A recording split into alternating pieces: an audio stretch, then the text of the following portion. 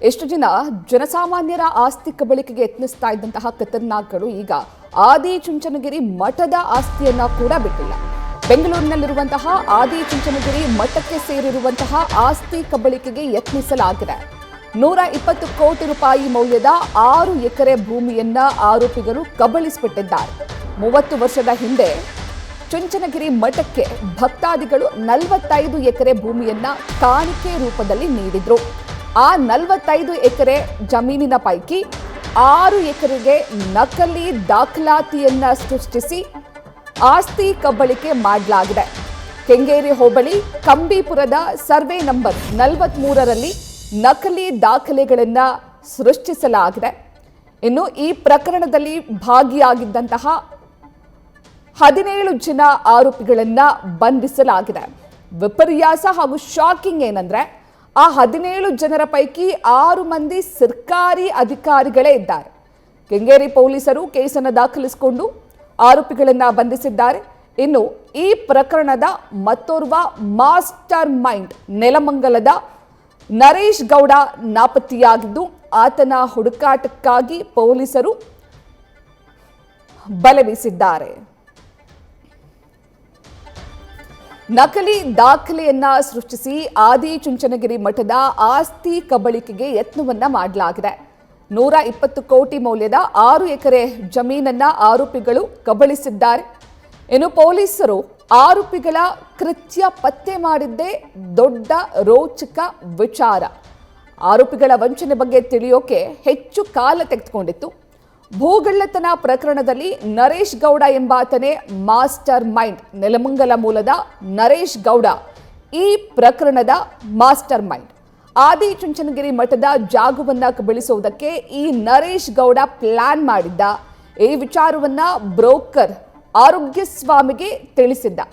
ಇಬ್ಬರೂ ಸೇರಿ ಭೂಮಿ ಮೂಲ ಮಾಲೀಕರ ಹೆಸರಿನ ಬೇರೆ ವ್ಯಕ್ತಿಯನ್ನ ಪತ್ತೆ ಮಾಡಿದ್ರು. ಅಂದ್ರೆ ಪಕ್ಕಾ ಸಿನಿಮೀಯ ಸ್ಟೈಲ್ನಲ್ಲಿ ಭೂ ಕಬಳಿಕೆ ಮಾಡೋದಕ್ಕೆ ಇವರು ಯತ್ನಿಸಿದ್ರು. ಇನ್ನು ಇವರಿಗೆ ಜಮೀನು ವಂಚನೆ ಮಾಡಬೇಕಾದ್ರೆ ಸತ್ತಿರುವಂತಹ ವ್ಯಕ್ತಿ ಬೇಕಾಗಿತ್ತು. ಹಾಗಾಗಿ ಸ್ಮಶಾನದಲ್ಲಿ ಸತ್ತು ಹೋಗಿದ್ದಂತಹ ಮೂಲ ಮಾಲೀಕನ ಸಮಾಧಿಯನ್ನ ಮೊದಲಿಗೆ ಪತ್ತೆ ಮಾಡಿದ್ರು. ಅದಾದ ನಂತರ ಅದೇ ಹೆಸರಿನ ಬೇರೆ ಸಮಾಧಿಯನ್ನ ಹುಡುಕಿದ್ರು. ಸಮಾಧಿ ಮೇಲಿನ ಹೆಸರನ್ನ ಹುಡುಕಿ ಅವರ ಮಕ್ಕಳನ್ನ ಕಾಂಟ್ಯಾಕ್ಟ್ ಮಾಡಿದ್ರು. ಅಂದ್ರೆ ಮೂಲ ವ್ಯಕ್ತಿ ಏನಿದ್ದಾನಲ್ಲ ಆತನ ಹೆಸರಿನಲ್ಲೇ ಮೃತಪಟ್ಟಿರುವಂತಹ ಮತ್ತೋರ್ವ ವ್ಯಕ್ತಿಯ ಸಮಾಧಿಯನ್ನ ಹುಡುಕಿ ಆ ಸಮಾಧಿ ಮೇಲಿನ ಹೆಸರನ್ನ ಹುಡುಕಿ ಆತನ ಮಕ್ಕಳನ್ನ ಕಾಂಟ್ಯಾಕ್ಟ್ ಮಾಡಿದ್ರು. ಅಲ್ಲೇ ಈ ಪ್ರಕರಣದ ಮತ್ತೋರ್ವ ಆರೋಪಿ ಫ್ರಾನ್ಸಿಸ್ ಇವರಿಗೆ ಸಿಕ್ಕಿದ್ದ. ಆತನ ತಂದೆ ಹೆಸರು, ಮೂಲ ಮಾಲೀಕರ ಹೆಸರು, ವಯಸ್ಸು ಮ್ಯಾಚ್ ಆಗಿತ್ತು. ಅಂದ್ರೆ ಯಾರು ಆದಿಚುಂಚನಗಿರಿ ಮಠಕ್ಕೆ ಜಮೀನನ್ನ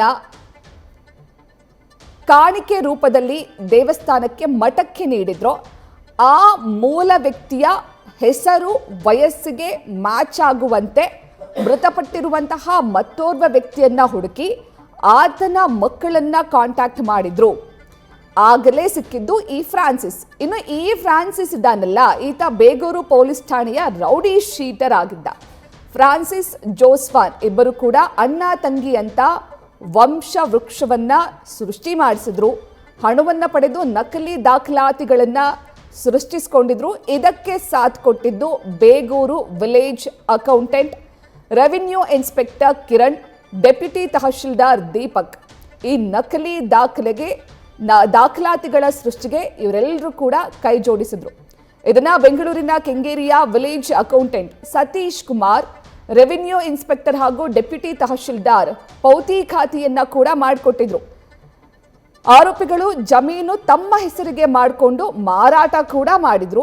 ಅದಾದ ನಂತರ ಈ ವಿಚಾರ ಆದಿಚುಂಚನಗಿರಿ ಮಠದ ಉಸ್ತುವಾರಿಗಳಿಗೆ ತಿಳಿದಿದೆ.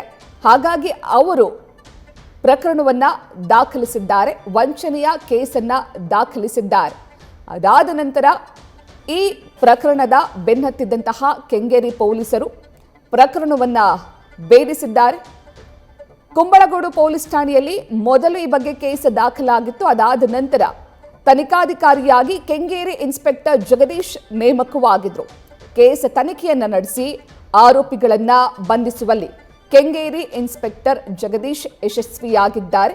ಇದೇ ಪ್ರಕರಣಕ್ಕೆ ಸಂಬಂಧಪಟ್ಟಂತೆ 17 ಜನ ಆರೋಪಿಗಳನ್ನು ಬಂಧಿಸಿದ್ದಾರೆ. ಅದರಲ್ಲಿ 6 ಜನ ಸರ್ಕಾರಿ ಅಧಿಕಾರಿಗಳೇ ಇದ್ದಾರೆ. ಆದರೆ ಈ ಇಡೀ ಪ್ರಕರಣದ ಮಾಸ್ಟರ್ ಮೈಂಡ್ ಆತ ಮಾತ್ರ ಎಸ್ಕೇಪ್ ಆಗಿದ್ದು, ಇದೀಗ ಆತನ ಪತ್ತೆಗೆ ಪೊಲೀಸರು ಶೋಧ ಕಾರ್ಯವನ್ನು ನಡೆಸುತ್ತಿದ್ದಾರೆ. ನ್ಯೂಸ್ ಫಸ್ಟ್ ನಿರ್ಭೀತಿಯಿಂದ ನಿಮ್ಮ ಪರವಾಗಿ.